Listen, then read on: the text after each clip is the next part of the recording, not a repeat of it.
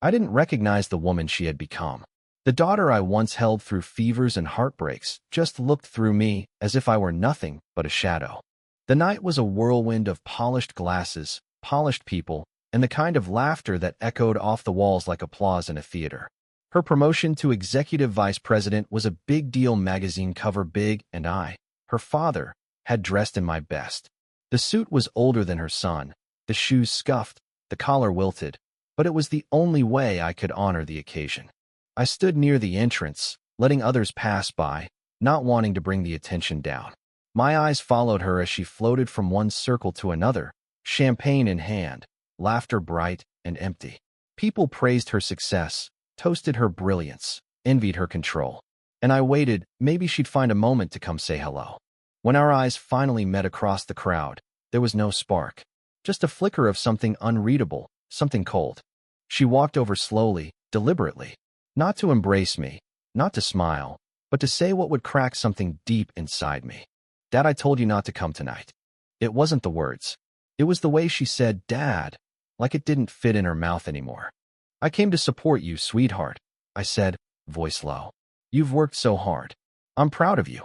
"You don't belong here," she whispered, glancing around to make sure no one heard. "This is a professional event. These are important people. You just don't fit in." I felt the sting before I could brace myself. "I'm not here to embarrass you," I said. "I know," she replied, but it wasn't soft. "But you will.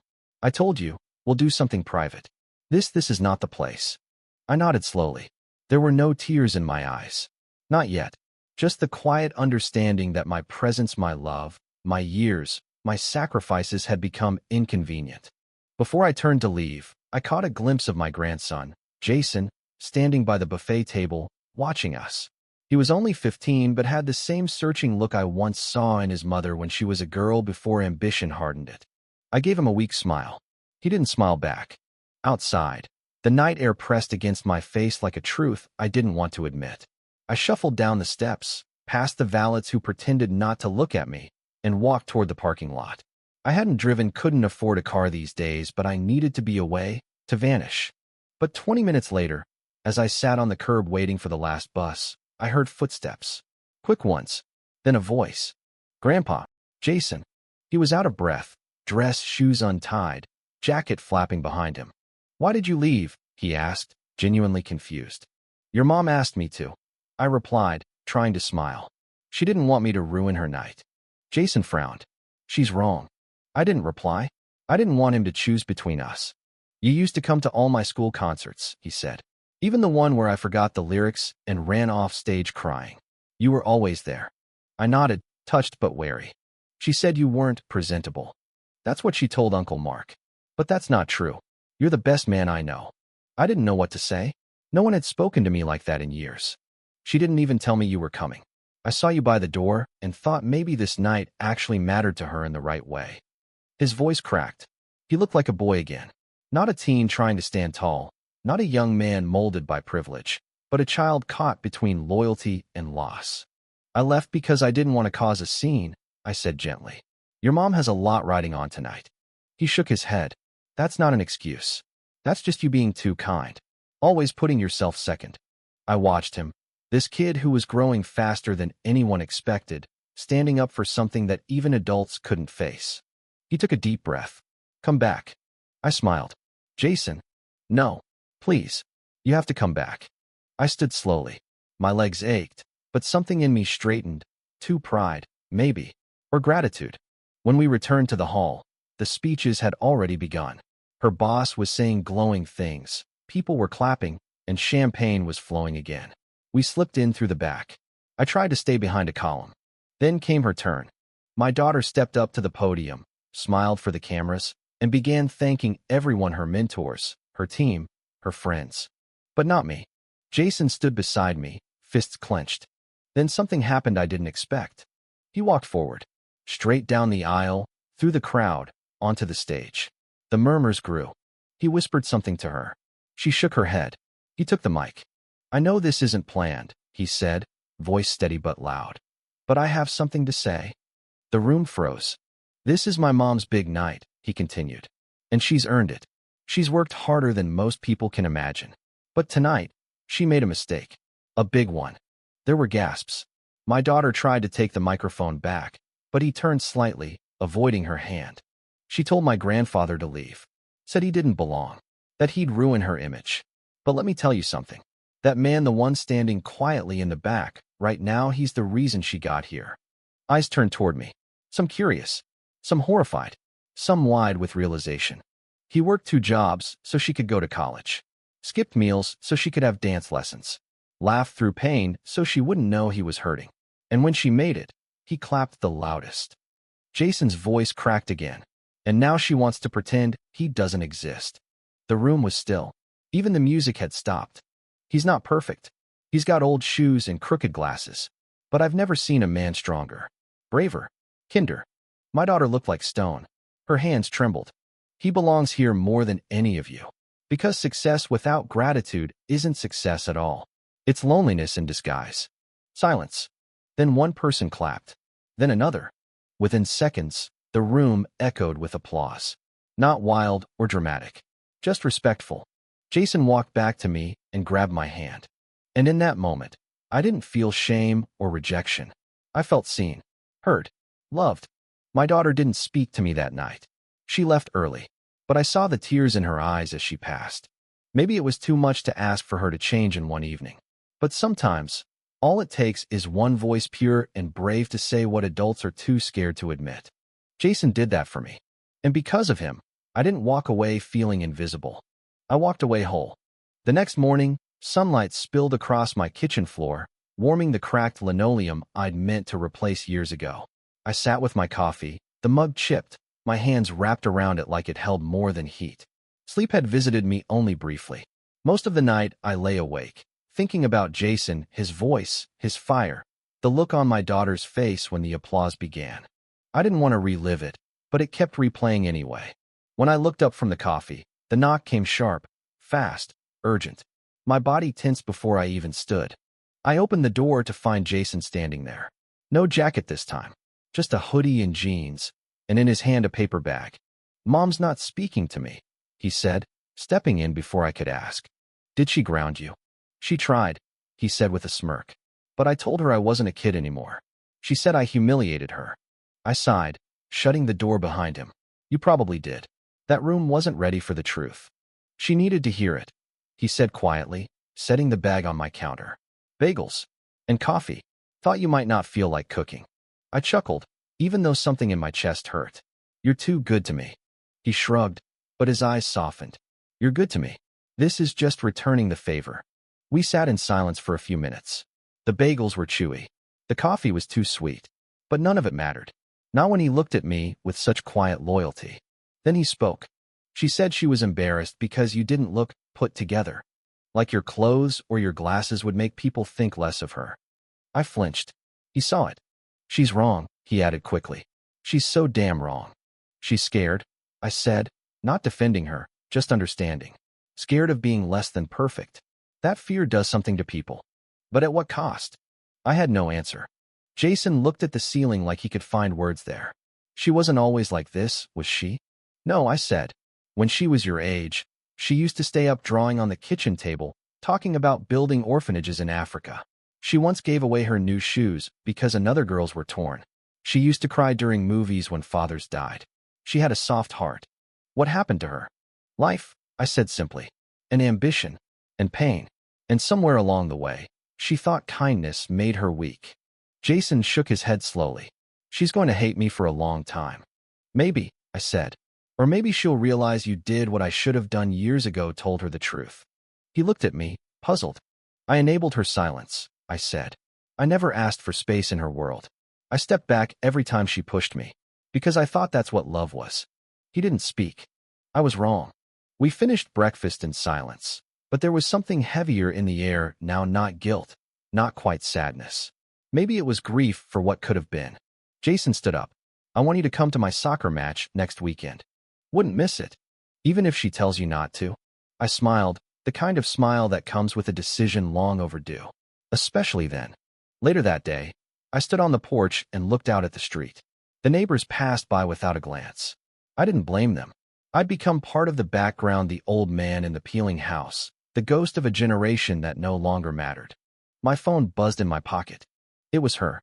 "We need to talk." Just 4 words. I didn't reply right away. I needed to breathe. To think. Eventually, I wrote back. "All right. You know where I live." She arrived that evening. No makeup. No heels. Just flats and a gray cardigan I hadn't seen in years when her mother gave her before she passed. I let her in. She didn't look around. She didn't sit. "I didn't expect you to come to the party," she said. "You invited everyone," I replied. "I thought that included me." "You know what I meant." I nodded slowly. "Yeah, I know." She folded her arms, not in defiance, more like a shield. "You embarrassed me, Dad." "No," I said. "Jason told the truth."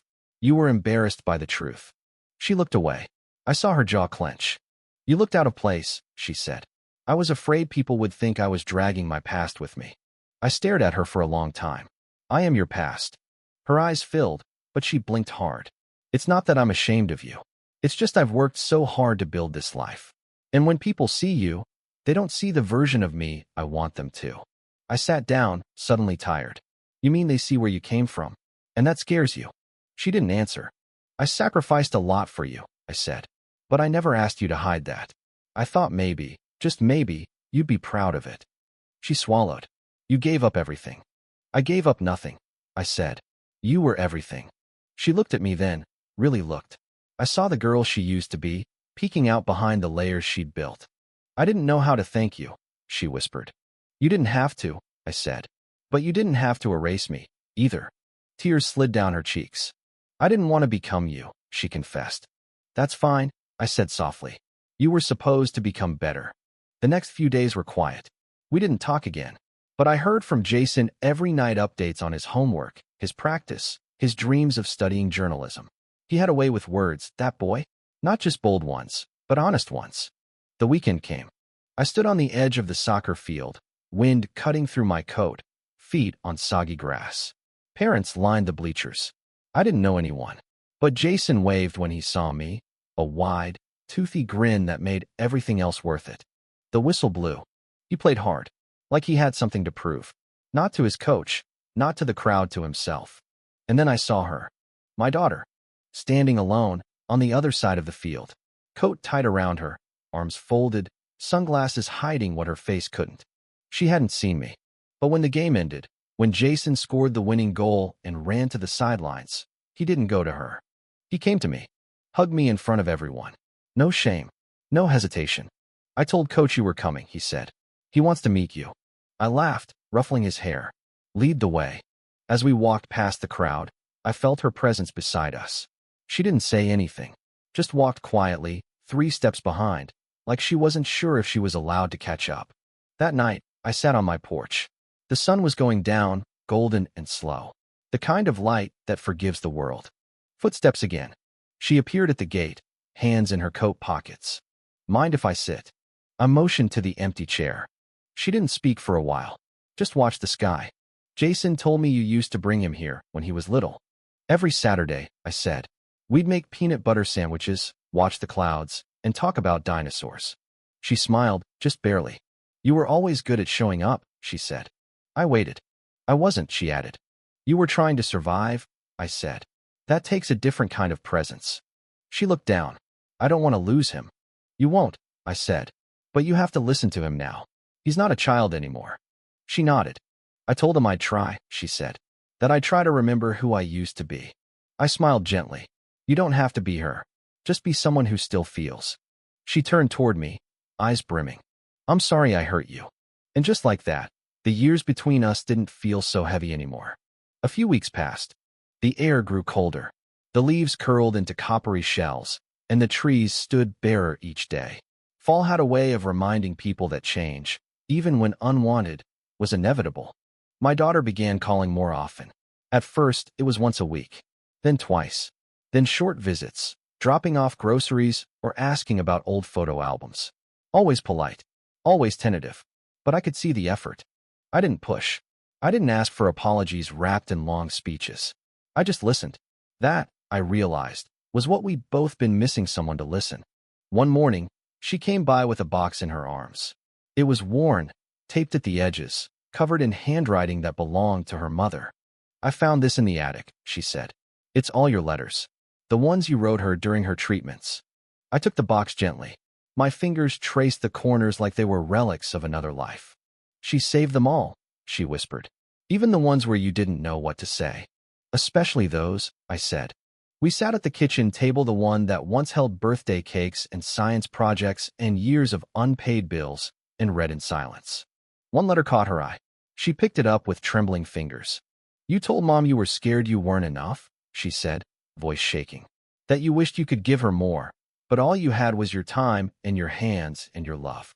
I nodded. I used to think success was the opposite of fear, she said. But now I think maybe it's just learning to live with it. I didn't reply. She wasn't asking me to. She folded the letter and placed it back. I want Jason to grow up knowing where he came from, she said finally. Not the version I built, but the real one. The hard one. The honest one. I reached across the table and placed my hand over hers. That's all I ever wanted. Weeks turned into months. She invited me to her home for Thanksgiving. The house was modern, full of clean lines and quiet light, with floors that echoed when you walked barefoot. I felt out of place at first, the same way I had at the promotion party. But this time, Jason met me at the door with an apron, flour on his cheek. I made the stuffing, he declared proudly. And I overcooked the turkey, my daughter added from the kitchen, laughing in a way I hadn't heard since she was 15. We ate on fancy china and drank cider from crystal glasses, but the conversations were soft, nostalgic. They didn't talk about deals or deadlines. They talked about memories, about her dance recital, about the day Jason was born, about the time I got stuck on the roof fixing Christmas lights. At one point, Jason stood up and tapped his glass. I know this isn't a wedding or a graduation, he said, but I just want to say something. He looked at me. I'm grateful for you, Grandpa, for everything you did for Mom and for me. I smiled. And Mom, he turned to her. Thanks for inviting us both here, not just into your house, but into your life again. There were tears in her eyes. Real ones. I lost track of what mattered, she said, but I'm finding my way back. That winter, something unexpected happened. She asked me to speak at her company's mentorship program, to share my story. I want them to know that people like you are the reason people like me succeed, she said. Not everyone comes from boardrooms and brunches. I stood before a room of sharply dressed 20 and 30-somethings, my palms sweating, my voice hoarse. But I told the truth. I spoke about being a janitor, about working graveyard shifts and missing holidays, about holding my wife's hand through chemo while teaching my daughter how to tie her shoes, about loving without conditions. The room was silent, not uncomfortable, reverent. Afterward, people lined up to shake my hand. One woman whispered, "Thank you for reminding me why I started." I didn't know what to say, so I nodded. Later, my daughter placed her hand on my shoulder. You were more powerful than any CEO I've heard. That night, as we left the building, I asked her something I hadn't dared before. Do you think your mother would be proud of who we've become? She smiled softly. I think she never stopped being proud. Spring arrived quietly. The grass returned greener, the sky bluer. The kind of days where windows stayed open and everything smelled like second chances. Jason got accepted to a summer journalism camp in Chicago. He ran to my porch the day the letter arrived. I wrote my essay about you, he said. Me? Yeah. About the night at Mom's party. About speaking up. About courage. I hugged him so tightly he squirmed. You're going to change the world, kid. He grinned. Only if you keep reminding me who I am. One Saturday afternoon, she came over with a gift. It was a frame. Inside was a photograph, not a recent one, not staged. It was from years ago. Me, in my old work uniform, kneeling beside her as she held up her college acceptance letter.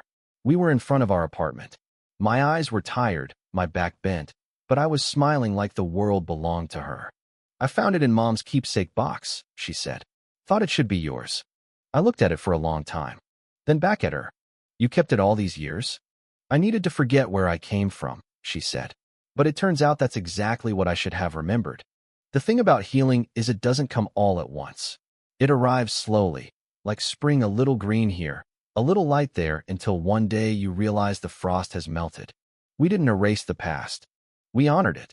And in doing so, we found our way forward, not perfect, not polished, but real. My daughter no longer pretends I don't exist. She calls me every Sunday, invites me to her speaking events, Sometimes even lets me drive Jason to school. Jason, now 16, carries our story in his bones.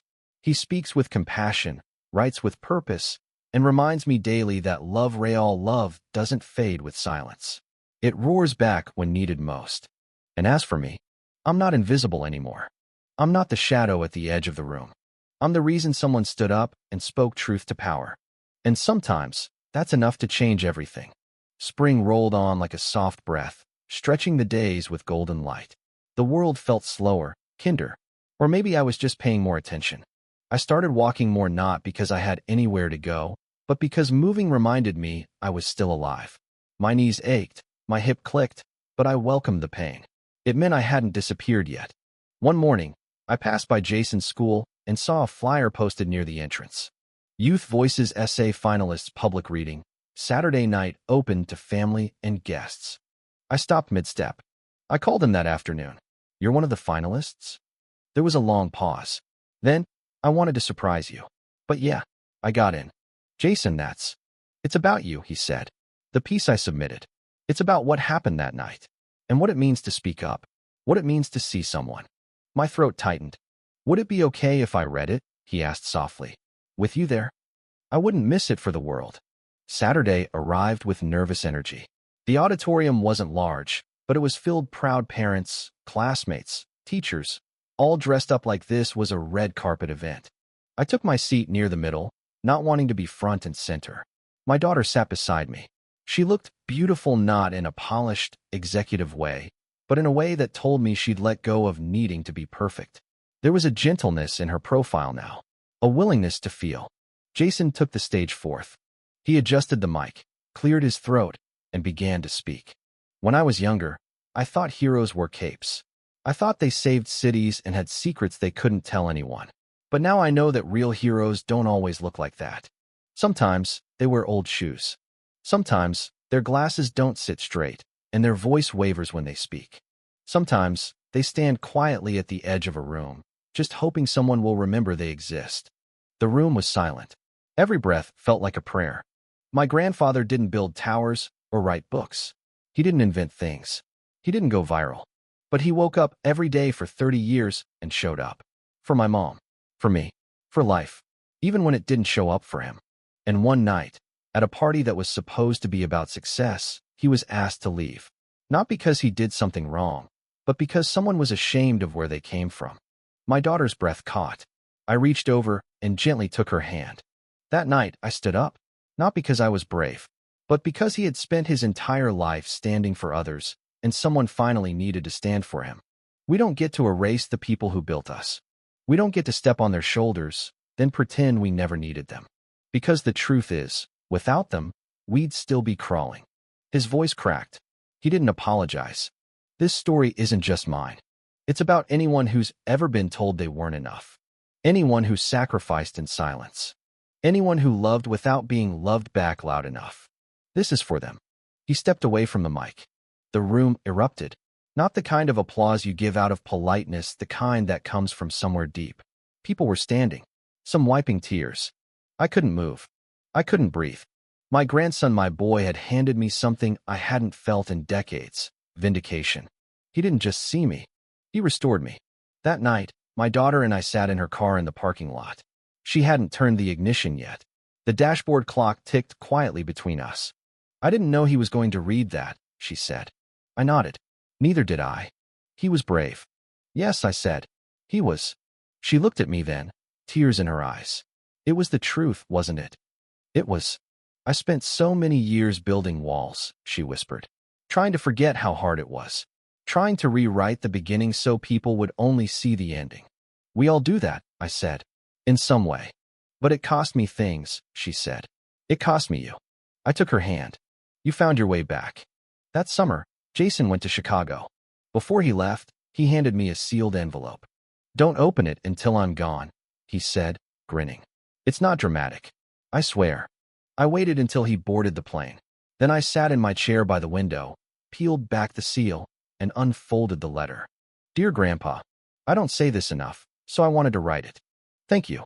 Thank you for showing me what it means to be a man. Not the kind with muscles or money, but the kind with character. You never quit. You never yelled. You never gave up on love, even when it gave up on you. One day, if I'm lucky enough to have kids, I want to tell them about you. I want to tell them about the man who raised 2 generations, one sacrifice at a time. I'm proud to be your grandson. Love. Jason. I cried for a long time. Not the quiet, controlled kind. The kind that comes when you realize that your life, all the pain, all the loneliness, all the small acts meant something. A few weeks later, I got a call. Jason's essay had been selected for national publication. Not because it was flashy or controversial, but because it was true. He came home in August, taller, older, wiser. He handed me the magazine, and there we were, not in pictures, but in words. Every line a monument to memory. My daughter had framed the cover and hung it in her office. I want every intern to read this, she said, before they ever step into a meeting. That fall, I stood in front of a new audience. A group of teens at the community center. Jason had convinced them to invite me to speak. They need to hear from someone who's lived, he said. I told my story, not with shame, with pride. And afterward, a girl in the back raised her hand. Did it hurt when she rejected you? I paused. Yes, I said. But love doesn't mean never getting hurt. Love means you still show up, even when it hurts. She nodded slowly. I needed to hear that. So did I. Winter returned like an old friend. Familiar. Still. Honest. I spent most mornings watching the frost crawl across the windows, coffee in hand, heart full in ways I never expected at this age. I never thought life could circle back, not like this. Not so gently. Jason visited often, though he was busier now. School, interviews, even a podcast he co-hosted with a friend. Real talks with real people, they called it. I was the first guest. We sat at my kitchen table, a microphone between us, the same one he'd used to record his essay. He asked questions with reverence, curiosity, like my stories were treasures, not burdens. When did you realize you were proud of the life you lived? He asked. I looked at him, then out the window. When you stood up for me, I said. That night changed everything. That December, my daughter invited the entire extended family for Christmas. It had been nearly 20 years since we'd all been in the same room, siblings, cousins, nieces, and nephews, some of whom barely knew my name. But she wanted to fix that. She didn't just open her home. She opened the past. Photos lined the hallway. Her childhood birthday parties, her graduation, even an old shot of me and her mother dancing in the kitchen. No frames of success. Just life. She asked me to give the toast that night. I stood before them, a room of voices and generations, and raised my glass. Once upon a time, I began, I thought the greatest thing I could give my daughter was opportunity. I glanced at her, then at Jason. But it turns out, the greatest thing I ever gave her was my presence. And the greatest thing she ever gave me was a second chance to be seen. The room was silent. Then she stood, and for the first time, in front of family and friends, she said the words I thought I'd never hear. I'm sorry for pushing you away. You didn't deserve that. And I'm so glad you never gave up on me. I held it together until Jason came to my side and hugged me. 3 generations, all in one moment. That night, after the gifts were opened and the last pie was eaten, I found a letter beside my bed. My daughter's handwriting on the envelope. I opened it slowly. Dad, I used to think you were a reminder of everything I wanted to escape. But now I know you were the foundation under every step I took. You weren't loud. You weren't perfect.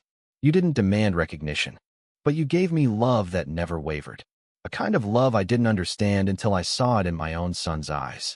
I'm sorry it took me so long. Thank you for being my beginning and still being here for the middle. I hope I make you proud. Love, Emily. In the spring, Jason graduated early. Top of his class. Full scholarship offers. Colleges fighting for him. But he surprised us all. He deferred enrollment to spend a year traveling, not to party, but to document untold stories. He wanted to interview people like me, janitors, veterans, grandmothers, waitresses, the quiet heroes no one applauds. I want to build something real, he said. Something that matters. He packed light, took a camera, a notebook, and the frame of our old photo, me and his mother on the stoop with her acceptance letter. Your story is the one I'm carrying, he told me. But I'll be collecting others. The house grew quieter after that, but not lonely, because every few weeks, an envelope would arrive. Inside, a letter, a photo, a story. A coal miner in Kentucky, A woman who raised 6 kids in a one-bedroom apartment. A teacher who fed students out of her own pocket. Each one a reflection of a life, like mine, invisible until someone chose to see. He was building an archive, he said. A living record of grace in ordinary people. In one letter, he wrote, "You told me once that love means showing up even when it hurts." That's what I see now across this whole country. People who show up for each other in ways the world never rewards. I'm going to make sure they're not forgotten. I kept every one of his letters in a wooden box near my bed. Sometimes I'd take them out, read them one by one, and imagine the lives they spoke of, the courage they held. And always, I felt him there. My grandson, my echo, my legacy. My daughter came by one afternoon, just before summer. She brought lunch homemade this time, a far cry from her catered parties and restaurant reservations. "I talked to Jason last night," she said, setting the food down. "How's he?" "Happy. Exhausted. Inspired." She looked around the kitchen. Her eyes softened. "You know," she said, "I used to hate this house. The chipped tile, the squeaky floor, the old smell of burned coffee in the walls." I chuckled. "I still do." She smiled. "But now it's where everything that mattered actually happened." I looked at her, surprised. "I told Jason I want to renovate it for you," she added. "Fix it up. Make it feel like home again." "It already does," I said. "But thank you." She nodded. Then she said something I hadn't expected. "I want you to move in with me." I blinked. "You're not alone," she said. "But you don't need to be apart anymore, either. We have space. And I want you there. For real this time. Not as a guest. As family." I didn't know what to say. "I'm not asking for forgiveness," she said. "I'm asking for time. To make up for what we lost." I reached out, touched her hand. "You already are." We moved in together a few weeks later. Not long after, Jason came home tanned, leaner, wiser in the eyes. He threw his arms around both of us. "You won't believe what I've seen," he said. "I have thousands of pages of interviews, dozens of lives, and every single one of them, they remind me of you, Grandpa." That night, the three of us sat on the back porch, stars above, breeze soft, nothing to prove. Jason pulled out a leather journal. "I'm writing a book," he said. My daughter raised an eyebrow. He grinned. "It's called The Ones Who Raised Us. It's about ordinary people with extraordinary hearts. You're the first chapter." I laughed. "I thought I already had my moment in your essay." He shook his head. "That was the beginning. This is the legacy. Years from now, I know I'll be gone. Time is no longer a thing I try to stretch. It is what it is, fleeting, precious, enough. But I'll die knowing something I never thought I would. I mattered. I wasn't just the man standing at the edge of a promotion party, turned away by a daughter who'd forgotten. I was the root that held when everything above threatened to break. I was the whisper of strength in my grandson's voice. I was the home she came back to when the world lost meaning. And in their eyes, I became whole again. The end.